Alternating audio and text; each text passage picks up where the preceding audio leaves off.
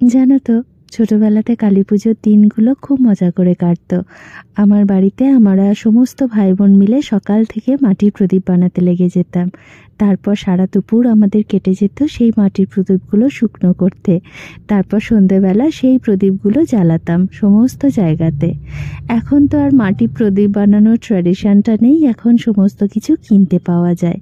তাই সেই ছোটবেলার দিনগুলো আজও ভীষণভাবে মিস করি।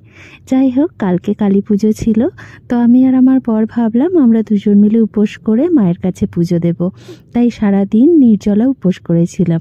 একটু ভয় ভয়ও লাগছিল জানো, যদি থাকতে না পারি।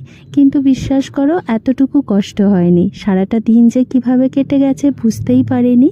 তারপর রাত্রেবেলা সোজা চলে গেছিলাম কালীঘাটে, গিয়ে মায়ের কাছে একটুখানি পুজো দিলাম।